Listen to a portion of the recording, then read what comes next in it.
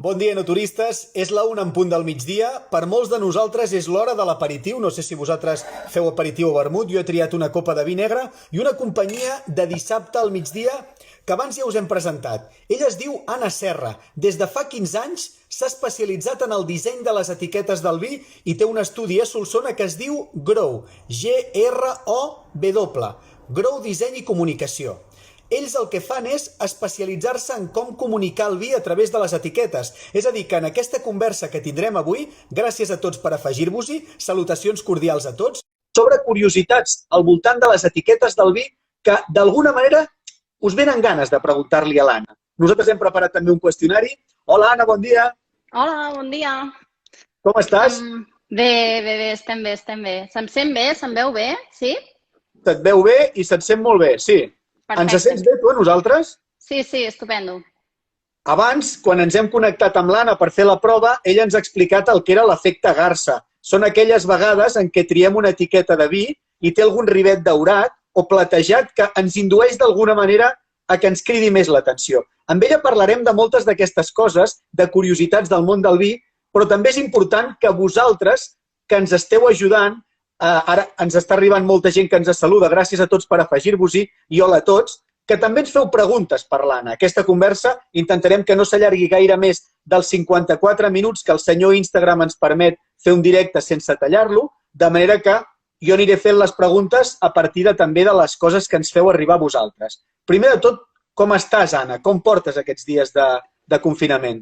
Bé, estem bé. De salut estem bé, tant jo com la meva família. I, bueno, tenim la gran sort d'estar aquí al Solsonès, envoltats de natura i amb espai, que hi ha molta gent que no té.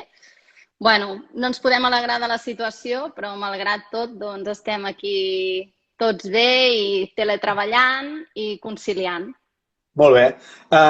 Tu fa 15 anys que et dediques a l'especialització del disseny de les etiquetes. Des de molt abans ja vas estudiar disseny, vas estar fent estudis a Londres, fins que al final vas decidir posar-t'hi tu pel teu compte aquí a Solsona en el teu estudi. Sí, hi ha molts amics... Digues. No, que a Londres no em vaig anar a formar, a Londres vaig anar a treballar. Vas anar a treballar. Hi ha molts amics que em diuen jo compro vi per les etiquetes. Si m'agraden el compro i si l'etiqueta no m'agrada no el compro. És greu, doctora? Doctora no, dissenyadora. Però no és greu. De fet, acaben de sortir uns estudis nord-americans que diuen que el 70% dels consumidors comprem els productes per l'embalatge. O sigui que estaries dintre del 70%. Estaria bé. És a dir, que gairebé la majoria compra perquè la imatge li és atractiva. La primera venda, sí. Si has de repetir, aquí ja entre més factors. Però el primer impuls d'agafar el producte, molta gent, molts consumidors compren per la imatge de l'embalatge, sí. Què és el que fa que una etiqueta ens cridi l'atenció? Bueno, aquí és una suma de factors. No podem dir un en concret, però seria el nom, seria la marca, serien els colors, serien els acabats, l'ampolla que esculls, molts factors que sumats al final fan que el consumidor escolli una ampolla i no escolli una altra. Perquè una etiqueta marca la diferència especialment quan ha de competir en un lineal on n'hi ha moltes? És a dir, en aquell moment és quan marca més diferència? Bueno, nosaltres, els experts en packaging, de vegades el que diem és que l'embalatge és el venedor silenciós. Si tu et trobes en una botiga especialitzada, allà tens algú que t'assessori, però quan et trobes en un lineal, allà no tens ningú que t'assessori. I en aquest cas l'etiqueta fa del venedor silenciós que diem. També, avui estava reflexionant i una vegada una bodega, un celler, em va comentar el propietari que la primera venda la fa l'ampolla, l'etiqueta, i la segona la fa el que és el celler o l'anòleg. Per què? Doncs perquè primer agafes l'ampolla i dones la confiança o dones per suposat que el que hi ha dintre estarà bé, no? I si t'agrada la imatge més el contingut és quan repetiràs la compra d'aquell producte. Clar, això és molt important. És a dir, tu tens una interacció amb el teu client perquè ell compri de manera instintiva aquell vi perquè li agrada. Però, esclar, un cop l'ha tastat a casa seva, per molt bonica que pugui ser una etiqueta, la feina l'ha de continuar fent el celler, no? Això és la fidelització, no? Exacte. Ho has explicat superbé. Clar, jo entenc que tu tens una relació molt important amb el celler, que és qui t'encarrega aquell disseny, no? Perquè, d'alguna manera, has d'intentar posar-te les seves sabates. Clar, sí, clar, és molt important que el celler ens expliqui molt bé doncs, el seu projecte, la seva filosofia, els seus valors, els seus trets diferenciadors i quina és la seva proposta de valor en el moment d'anar a vendre el seu projecte o la seva marca. I, de fet, hem de treballar molt del braç o de la mà perquè hi ha moltes decisions en aquest procés molt importants i també doncs és important que ells se sentin a gust perquè aquest procés pot durar molts mesos. Quan dura aquest procés? Perquè molts cellers estaran dient, molt bé, truco a l'Anna, em fa un disseny, quan acabi tot això ja tindré un vi nou i ja pot sortir al mercat ràpid. No és tan ràpid, no, això? No, no és tan ràpid. I és un procés, jo el comparo una miqueta, jo que sóc dona, en el que és un embaràs, en un embrió. ¿Vale? Normalment dura entre 6 i 9 mesos, depenent si la gestació és més curta o és més llarga. Però per aquí estaríem del moment en què nosaltres rebem la trucada fins que el vi el trobem al lineal, perquè ens entenguem, no nosaltres treballant-hi, sinó tot el que és el procés en general.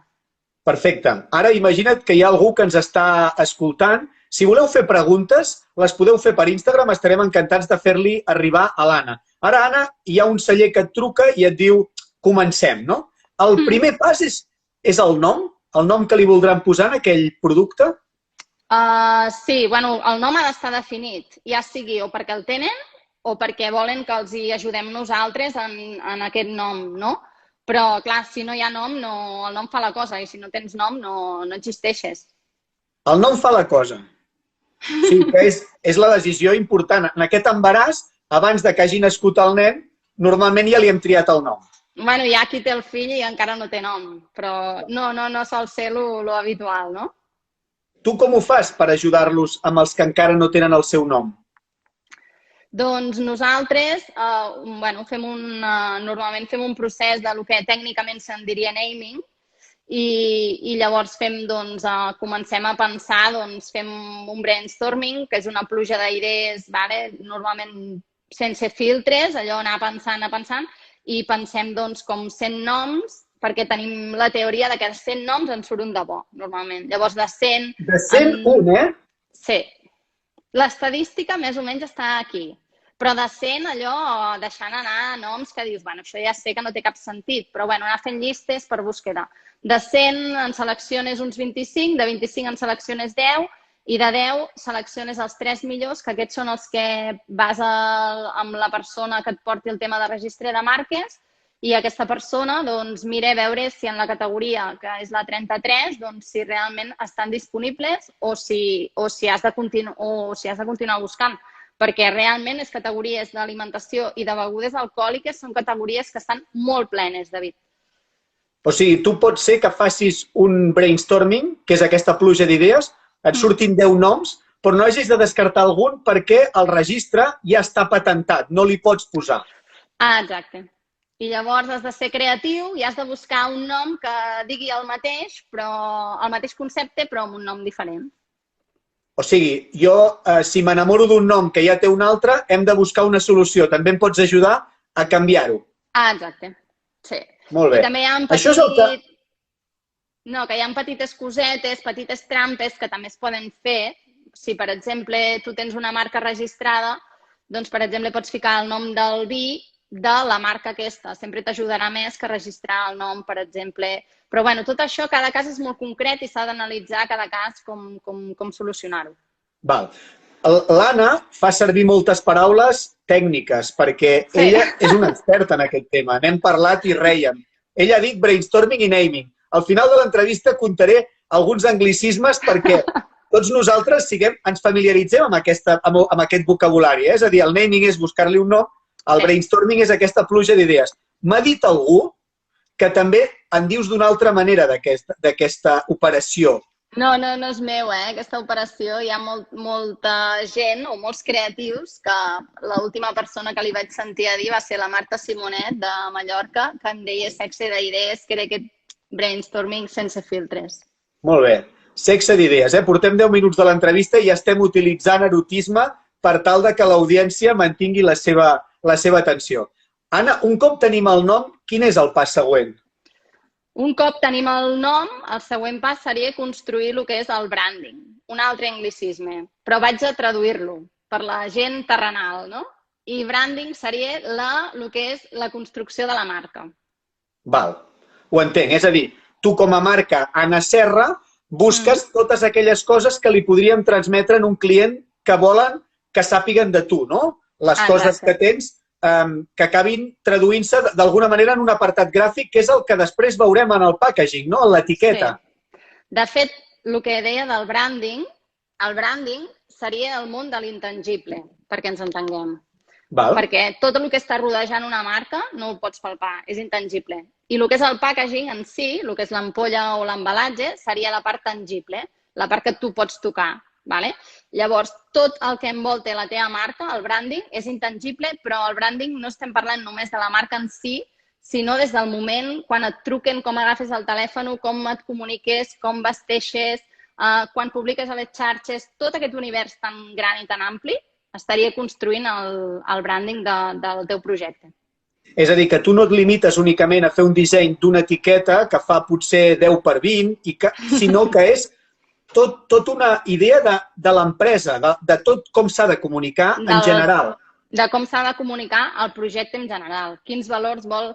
De fet, clar, hi ha molts departaments de màrqueting a darrere que treballen tot això, no? I en el cas que no hi hagi un departament de màrqueting, doncs nosaltres ajudem els cellers directament a que hi hagi tot aquest procés de màrqueting previ, no? I realment, clar, tu comentes el fet que és una etiqueta i que hi ha uns centímetres limitats, però jo no ho visualitzo així. Jo ho visualitzo en que és un llenç en blanc. En català és correcte, llenç? Sí. Sí, un llenç en blanc que t'ofereix moltes opcions, no? No et limita l'espai de l'etiqueta. L'espai no ha de ser limitador. De fet, és que, segurament és difícil de transmetre, però jo penso que l'espai d'una etiqueta de vi, tot i que molta gent dirà fa 10 per 10 això, tu l'obres a una pantalla o un ordenador d'això i nosaltres la nostra visió és com d'un espai ampli, creatiu, obert i que a partir d'allà pots fer el que vulguis.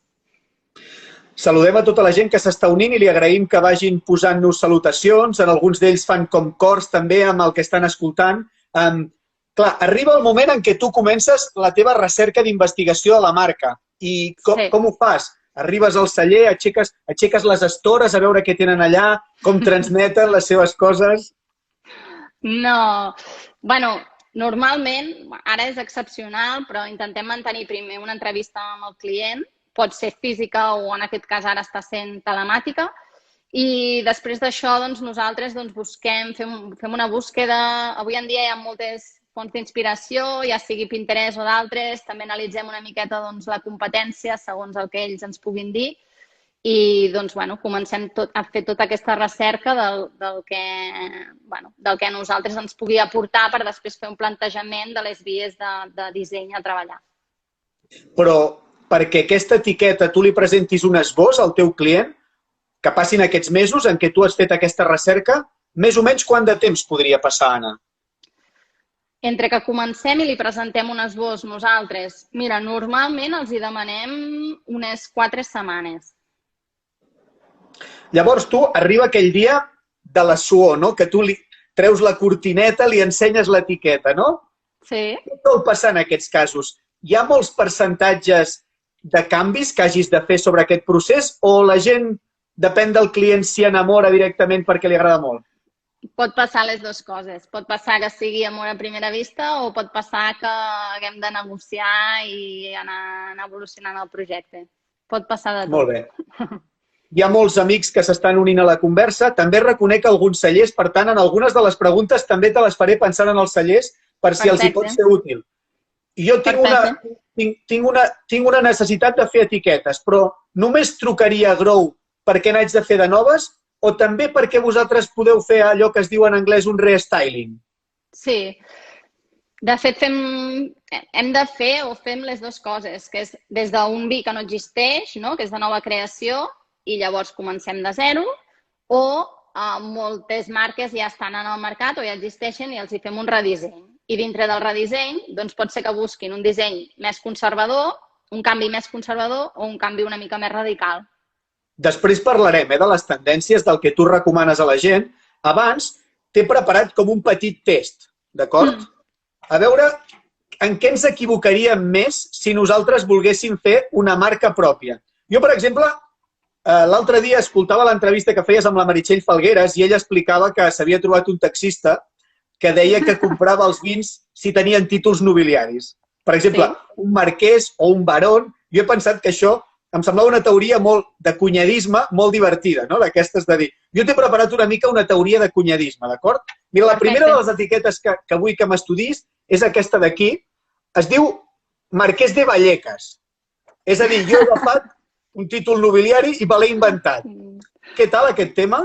Bueno, en aquest cas, si agafes la mateixa imatge i fas això, tindríem un problema greu legal, Però bueno, a part d'això, si tu agafes un marquès de o aquests títols nobiliaris, hi ha com molts tipus de consumidor.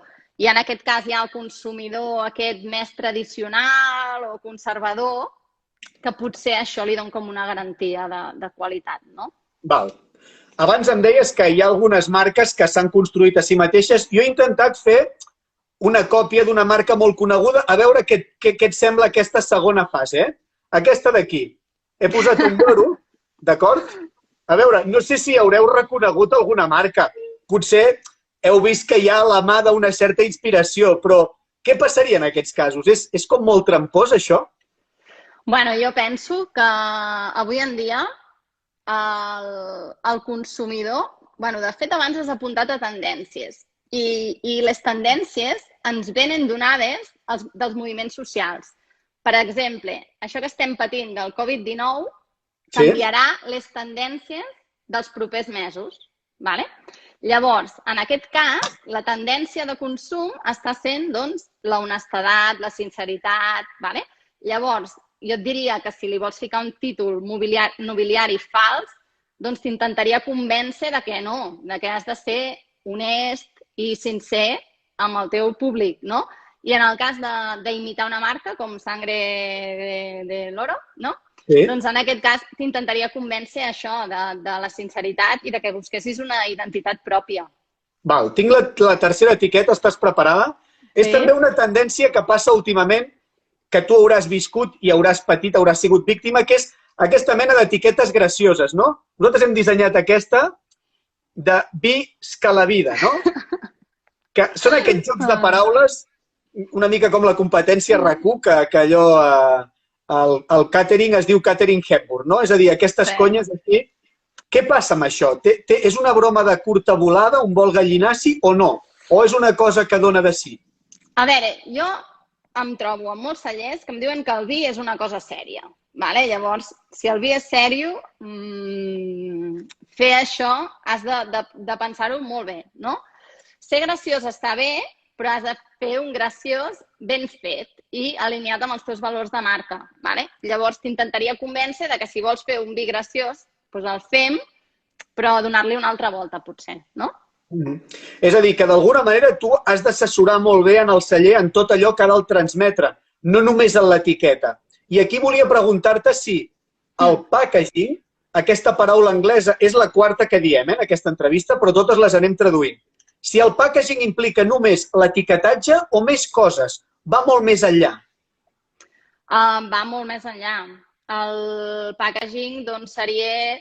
Packaging, traducció, embalatge, en català. Vale? Sí. El packaging inclouria, en el nostre cas, doncs, l'acció de l'ampolla, l'etiqueta, la contraetiqueta, el tap de suro, que de vegades no hi pensem, la càpsula i la caixa contenedora de 6 o 12 unitats. Abans et feia una broma, quan preparàvem aquesta entrevista, que és que jo tinc la percepció que quan un vi va amb una caixa és que abans he hagut de passar pel caixer. És a dir, normalment no són vins econòmics. Tu també aconselles a la gent en quin tipus de vi hauria de posar una caixa o no? A veure, el fet de ficar una caixa individual per producte ja de per si ha de ser un vi d'un cert preu o d'una gamma una mica alta. De totes maneres, quan comentaves això de que havien de passar per la caixa, hem de pensar que, mira, l'altre dia escoltava un directe de la Ruth Troiano amb el René i explicaven que per treure un vi al mercat hi han 600 decisions entremig. Vale?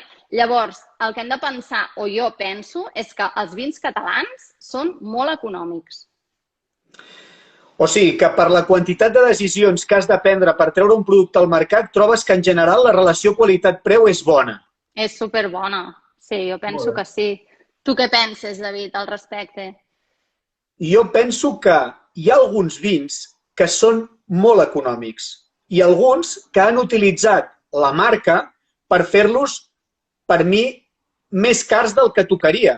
Però en general estic d'acord amb tu que a Catalunya tant de bo poguéssim arribar com a mínim a dir ampolles que a partir dels 10 euros jo les trobo molt econòmiques. Però n'hi ha algunes que estan per sobre dels 100 que jo ja no les pagaria per la diferència, perquè no són 10 vegades més bones, no? En el perfil baix estic molt d'acord. En el perfil alt crec que encara podem ajustar una miqueta alguns preus. Però quan ens comparem al mercat francès o a d'altres mercats, relació qualitat-preu, el nostre mercat és excepcional. Clar, per exemple, el perfil de Wineum diuen que són dels millors del món i que la seva clientela, m'imagino que és una botiga i, per tant, tenen aquesta experiència, diuen que flipen amb la relació qualitat-preu, és a dir, en la línia del que deies tu. Per exemple, la guia de vins de Catalunya, una guia de referència, ens diu és superbona la relació qualitat-preu. Clar, ells tasten de l'ordre de 1.500 vins anuals només de Catalunya i saben també quins preus finals tenen. Per tant, ens van dient que tens raó en aquesta reflexió, que és un equilibri excepcional el que tenim comprant producte de proximitat. Una etiqueta, parlant de preus, pot arribar a encarir molt un vi? Perquè si jo t'encarrego una etiqueta molt boja, que et fa molta feina i que a l'hora de portar-la a la impremta té molts costos, evidentment pot acabar repercutint en el preu final. Sí, el que passa que, clar, aquí una de les preguntes que solem fer als nostres clients és quin preu serà el preu de venda d'aquest vi, perquè, clar, no és el mateix treballar en un vi que valdrà 5 euros o en valdrà 50. Clar, depenent d'això, tindrem un marge o un altre. En el moment de pensar el disseny, doncs ja pensarem que sigui una etiqueta més econòmica o una etiqueta molt més cara. Un vi de gamma alta li podem ficar un vestit a mida, amb uns materials més cars, no? Clar, s'entén perfectament. És a dir, que d'alguna manera el client també t'ha de dir quin preu tindrà el lineal. I tu et pots fer una idea de si ens sortiria un vestit per anar a fer un aperitiu o ens sortiria un vestit per anar de 21 botons, no? Decideixes quin tipus de disseny li fas. Exacte, seria això. Sí, sí. Agraeixo a la gent que ens està fent preguntes. Per exemple, Wineum ens diu que són un tour operador de vacances d'enoturisme i que creuen que la qualitat del vi català és impressionant. Doncs moltes gràcies per col·laborar. Tots aquells que tingueu preguntes per l'Anna, encara tenim temps per parlar-ne i per poder-li formular amb ella. Per tant, agraïm moltíssim a tota la gent que s'està unint. Detecto també que hi ha molts cellers que estan escoltant aquesta conversa que probablement es trobin amb algunes de les coses que plantegem a l'Anna. També ho plantegem per la gent que anem a comprar vi i que tinguem dubtes, no? Si jo sóc un celler, cada quant de temps em recomanaries que canviés aquesta etiqueta? Mira, aquesta reflexió també la vaig fer l'altre dia i jo quan vaig començar amb el tema de disseny d'etiquetes de vi, doncs una etiqueta solia durar entre 10 i 15 anys.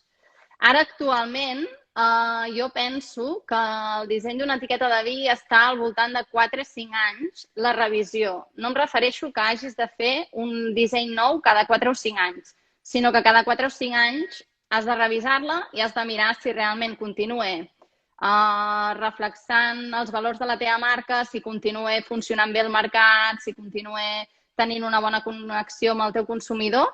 Si és així, doncs potser li has de fer petits canvis, ajustos en què el consumidor final no els percebeix, només la gent professional. I ho dic perquè ho comparo, l'altre dia ho vaig comparar amb el que és les obres d'una casa del manteniment, no? Que si no vas fent el manteniment aquest, doncs al final has de fer una reforma general doncs en l'etiqueta passa el mateix. Has d'anar fent petites millores de tal manera que al final la teva etiqueta sempre estigui aguantant la teva marca i mai deixis que caigui la imatge del teu producte. Pot ser que en 4 o 5 anys la teva marca hagi evolucionat i que et trobis que has de fer un canvi més radical. Doncs potser és el moment, no? Estar alerta i anar-la revisant, sí. Les marques més joves passa com amb els nens, creixen i canvien molt. Les marques més longeves, probablement si fan vi des de fa 100 anys, el canvi d'etiqueta no és igual de ràpid, perquè ja hauran consolidat aquella etiqueta una mica que ja s'ha convertit en un clàssic, no? Exacte. Sí, i llavors han d'anar fent, però per exemple, un dels exemples que has ficat, no te n'adones i van canviant sempre petites cosetes i jo crec que és important anar fent aquest manteniment. Estava pensant, tu quan et truca una marca i et demana fer un canvi, depèn de cada lloc, però tu els hi recomanaries aplicar-ho a totes les etiquetes de les seves marques o només a una? Perquè de vegades jo vaig al supermercat, m'agrada molt un producte, compro una etiqueta, però després me n'adono que hi ha un altre vi que també és d'aquella marca que encara no li han fet el canvi de l'etiqueta i llavors aquell producte el noto diferent. No dic que negatiu, però el percebo diferent, no? Si treus un producte nou o si el consumidor ha de triar i vols que convisquin el vell i el nou, sempre acabarà triant el nou. Llavors, és difícil que convisquin. Però, de totes maneres, si un celler es planteja canviar tots els seus vins, de vegades no ho fem de cop perquè de vegades es poden arribar a atabalar. De vegades comencem i diem, bueno, quin és el vi que has de treure pròximament o de que t'estàs quedant sense estoc d'etiquetes. I llavors fem un full de ruta i marquem, doncs, farem primer aquesta gamma, després aquesta, o inclús ho podem plantejar estratègicament què ens interessa més. Si començar pels de gamma baixa o els de gamma alta i mirar a veure quin és l'ordre que millor pot funcionar en el mercat. Ara has dit per gammes, és a dir, per exemple, pot ser una gamma que diuen fem el blanc, el rosat i el negre de la gamma mitja, fem un canvi de tot això. Aquí ara vaig a tòpics. Els roses sempre han de tenir etiquetes rosades o amb colors roses o així? O els blancs sempre han de tenir colors verdosos o daurats? Com ho podem entomar, això? No té per què. No té per què. Al final has de saber a quin públic et dirigeixes i has de buscar la gamma de colors que puguin transmetre cada emoció, no? Llavors has de buscar la teva pròpia personalitat en cada vi. No perquè l'altre faci servir verd i tu et copis verd, a tu et funcionarà igual que l'altre. Has de buscar el color que t'identifiqui. Clar, hi ha molta gent que s'està unint a la conversa, que t'està saludant, que ens fa preguntes, per exemple. Hi ha vegades que mencionen cellers en concret i ens diuen que ens serveixin com a exemple. Nosaltres volíem que aquesta conversa poguéssim parlar poc de marques concretes que admirem, però que potser no seria just per totes. Llavors el que intento és dir-te si com més anys tinguis una etiqueta consolidada, per no haver de citar un celler en concret, més possibilitats tens de que aquest branding arribi millor a la gent. És a dir, quan et truca una marca que té 50 anys, si ha tingut més possibilitats que una marca que en té 5, per exemple. No té per què, perquè el mercat està canviant molt. Hi ha gent que en pocs anys, avui en dia, està fent molta marca. El que és molt difícil, això sí, és mantenir-te. Pujar és fàcil. Mantenir-te, el que dius tu, 50 anys, és un repte. És un repte, sí. És com allò quan has fet dieta i després vols evitar l'efecte rebot, no? La gràcia potser no és que t'hagis esforçat un temps, sinó que sempre tinguis una sensació de continuïtat. L'estudi Grow va guanyar l'any passat l'etiqueta a la millor etiqueta de vi. Això m'agrada perquè a l'Anna se li ha escapat com el somriure. Clar, deu fer molta il·lusió ser la millor etiqueta de vi de Catalunya pels Premis Vinari, no?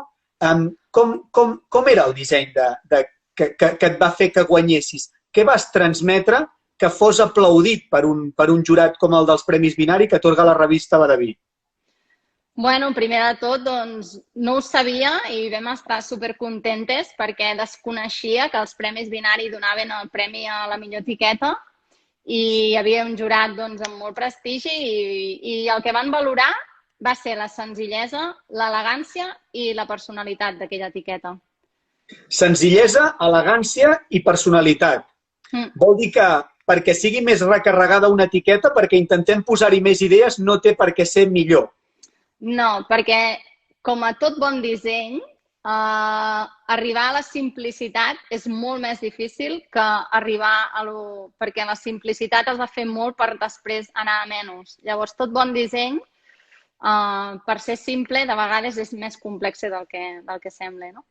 Simple no vol dir que acabi sent una etiqueta amb un fons blanc, d'aquests crus i amb unes lletres serigrafiades, que és com... Hi ha molts vins que són així, no? Sí, sí. Sí, bueno, és que de fet el que dèiem de les tendències és que l'altra cosa és que hi ha gent que el que fa és plagiar, entre cometes, no? De dir, bueno, si això va bé, m'apunto al carro, no? Que si els vins divertits, els vins no sé què.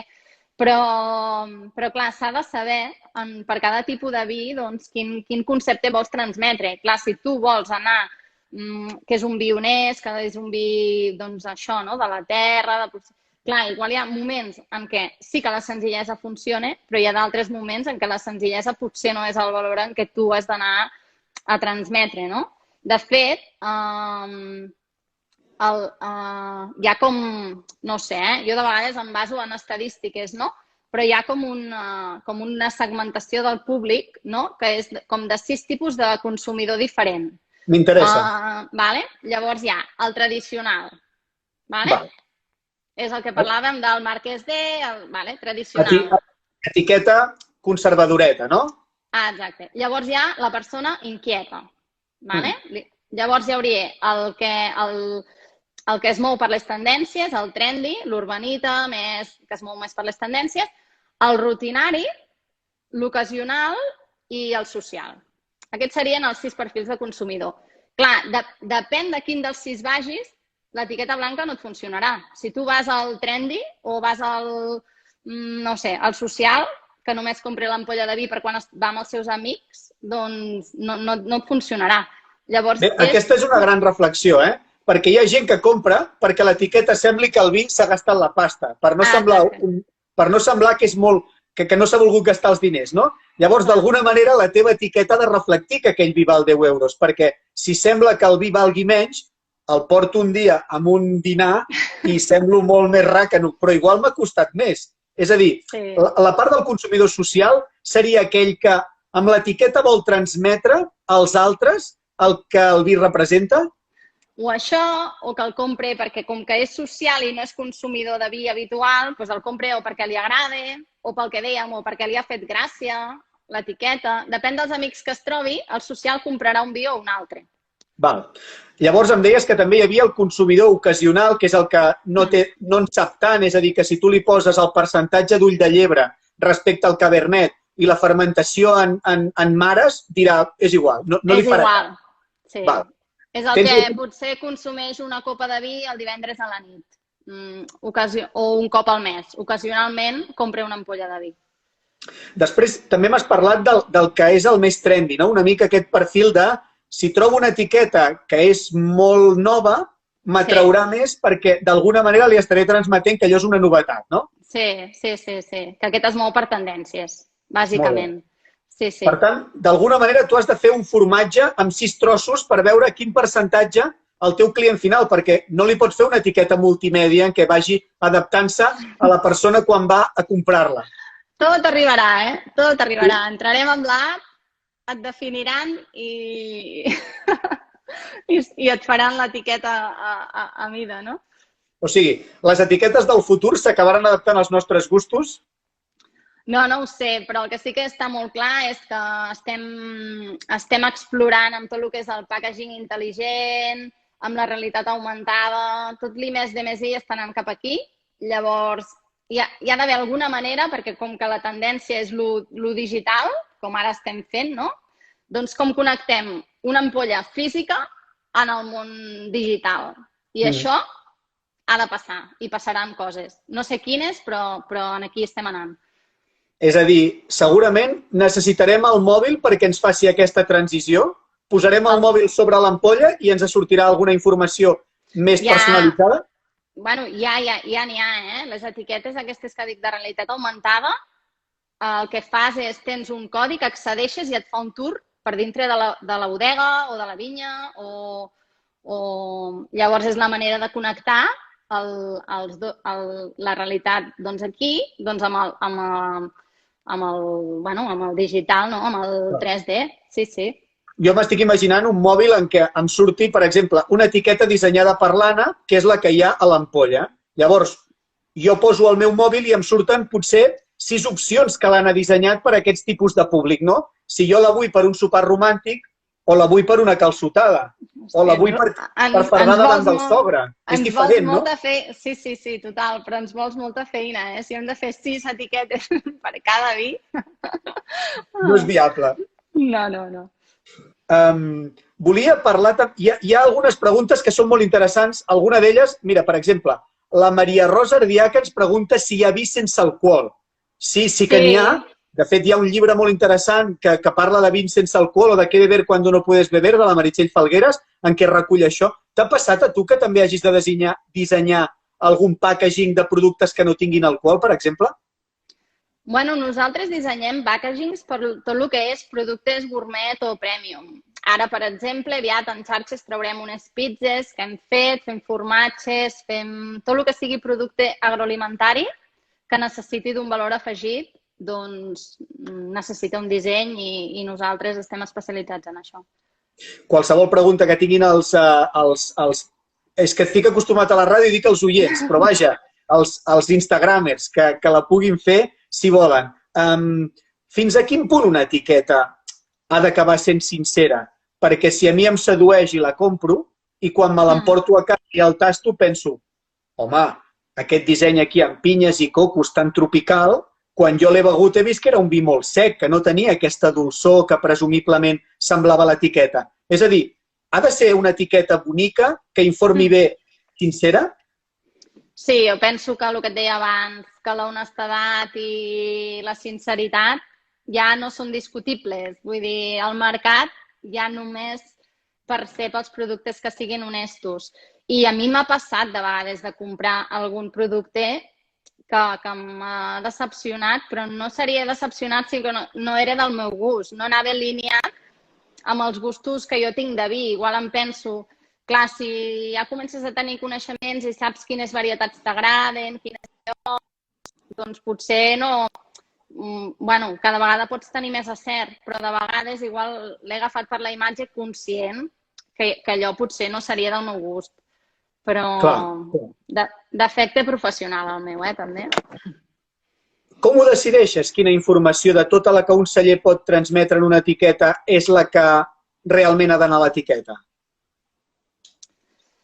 Doncs, bueno, és important fer una jerarquia d'informació, com en les entrevistes, no? Segurament, que hi ha d'haver una jerarquia, no?, del que és el mateix. Les avantatges o el que el diferencia dels altres és el que ha de ser més important. I el que no és tan important, doncs llavors ho hem de ficar en segon terme o en una lletra petita. També el mateix, pensar en el teu consumidor i quina informació és rellevant per a aquest, no? Jo sóc un client que vull que el meu nom vagi supergran. Com m'ho fas? Tota l'ampolla sencera, no? La tipografia més gran que es pugui. Això va en contra dels dissenyadors, perquè els dissenyadors tenim un defecte, que és que sempre ho fem petit. I llavors els tallers ens diuen, fica-ho més gran, més gran. Llavors ja sempre ho fem una mica més petit. Això és una trampa, no ho expliquis. Ho fiquem una mica més petit perquè ja sabem que després ho voldran una mica més gran. L'Albert, de Quino Ergo Sum, em fa una pregunta molt interessant. I això l'Anna segur que la sap respondre. Diu, sobre el públic objectiu d'etiquetes, és diferent l'etiqueta que ens pugui agradar a nosaltres els catalans que la que pugui agradar als francesos, per exemple? Sí, Albert es deia, el que ho ha demanat. El tema és que el packaging que dèiem té un punt molt cultural, visual cultural, i tots tenim una educació visual diferent. Llavors, a cada país que vagis a vendre, en el cas de França no seria tan diferent perquè a Europa tenim bastant uns gustos semblants.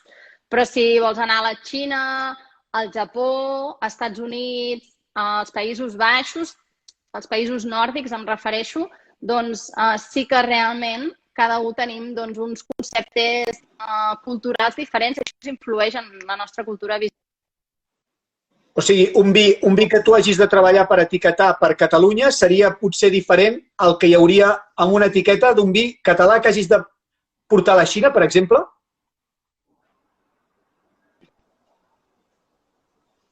Sí, seria diferent. Explica'm alguna curiositat de coses que li agradi molt a la gent xinesa. Els colors, per exemple, volen més emojis, no sé. Bueno, el vermell, l'or, també en tenim un dissenyat que a la nostra pàgina web que hi ha les escates d'un drac, tot el que sigui relacionat amb l'iconografia xinesa, doncs això els agrada molt. Als Estats Units també el vermell, i llavors als països nòrdics que dèiem tot el que ara està venint aquí, la sostenibilitat, el consum responsable de proximitat. Jo ara, no sé, mira, ara crec que la setmana que ve així plantejaré un article al blog que es dirà packaging conscient. I de què vols parlar? D'aquesta necessitat de poder transmetre en l'etiqueta també valors com l'ecologisme, la biodinàmica amb què han llaurat aquelles vinyes? Bueno, de fet, el que té sentit és que si una persona en les seves vinyes no està ficant químics, la imatge que ha de transmetre també ha de ser aquesta, no? Llavors, el que cada vegada les tendències estem anant doncs, en això, en utilitzar papers amb certificació forestal, utilitzant impressors de proximitat. Al final és que tot sigui coherent. El mateix que s'està fent a la vinya s'ha de fer en el procés de producció també en l'envoltori. Per això, quan abans l'Anna parlava de l'embalatge, del packaging en anglès, es referia a que l'ampolla és un tot. Ella pot ajudar a decidir què hi poses a la part de dalt de la càpsula, de quina manera fas servir una etiqueta, quin tipus de paper, si poses més o menys químics en la impremta, perquè també un celler que intenta no posar químics al camp potser ha d'empassar-se el gripau d'haver-lo de posar en una etiqueta o ho pot estalviar, no? El gramatge de les ampolles amb el vidre, no? Sí, sí. Ja hi ha mercats en què ampolles es portaven ampolles molt pesades. Ja hi ha mercats que ampolles molt pesades ja no, per tema ecologisme, ja no ho percebeixen bé. Et vaig fent preguntes perquè, mica en mica, va passant el temps i anem arribant al final. Si en teniu més, sisplau, en preguntes com aquestes, ja veieu que l'Anna està com els porters a qui li anem xutant penals, ella va intentant totes les nostres preguntes. Tu ets partidària de posar poesia a les etiquetes? Jo crec que cada cop la tendència va a menys. Entenc poesia com allò que fèiem, no? De marmaridar amb carns vermelles o vermell, cirera, picota, vols dir això, no? No, vull dir més poètic encara, és a dir, aquest vi em porta violes quan passejava pel camp i tot era molt guai perquè era la infantesa i jo soc una... Saps? I poses una princesa, per exemple. Jo crec que aquest contingut te l'has de deixar per la pàgina web i per les xarxes socials.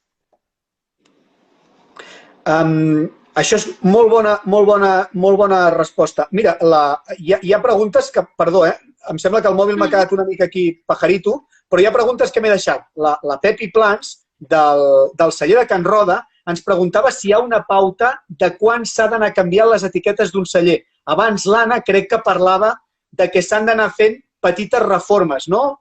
Què diries, Anna, per la pregunta concreta de la Pepi?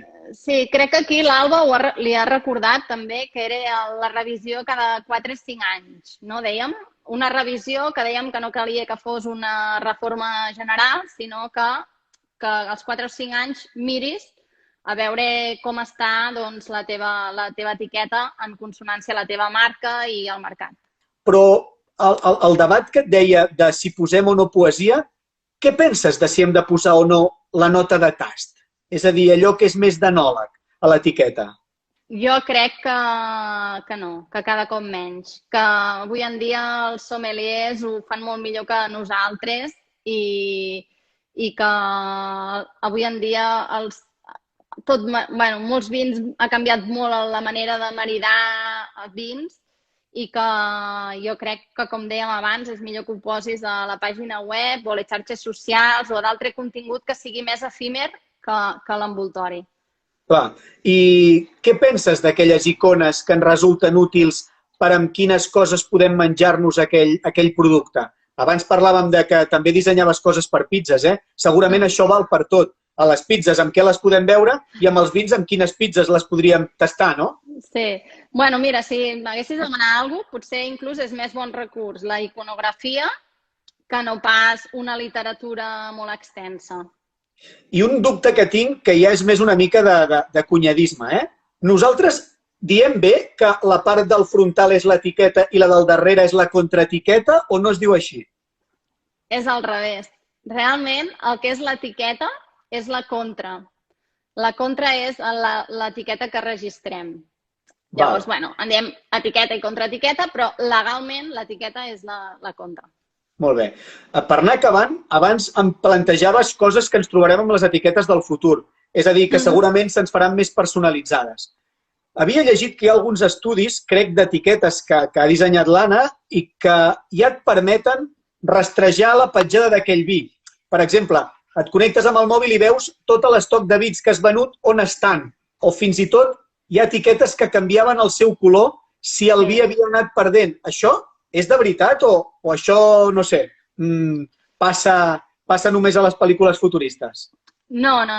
Això és el que parlem de les etiquetes intel·ligents o smart packaging, que li diuen, i s'estan fent molta I+D+I en aquest sentit i portaran una etiqueta, sabrem on estan les ampolles, sabrem si l'ampolla és l'original o si és una còpia, a casa de qui està, inclús jo diria que acabarà connectant-se la nevera de casa teva, sabrem tots els públics de consumidor que ha comprat allò, la quantitat de consum. De fet, això ens podrà arribar a donar molta informació. El perfil de R4 Mons ens pregunta si les etiquetes d'un mateix celler han de tenir un mateix book d'estil. Jo el que li diria és que el celler en si, la imatge corporativa o el que és el branding, ha de respirar el mateix. Han de tenir, si anéssim a dir un mateix estil, tot i que el que dèiem, cada gamma pot anar dirigida a un públic diferent i pot tenir una imatge diferent, perquè potser els vins de gamma alta van dirigits a un públic d'edat per poder adquisitiu més elevat i els vins de gamma baixa van dirigits a un públic més jove, també per poder adquisitiu. Tot i que el públic del vi, que aquí també tenim molta feina a fer, en general estem parlant d'un públic de més de 35 anys. No estem arribant a la gent jove com fa la cervesa.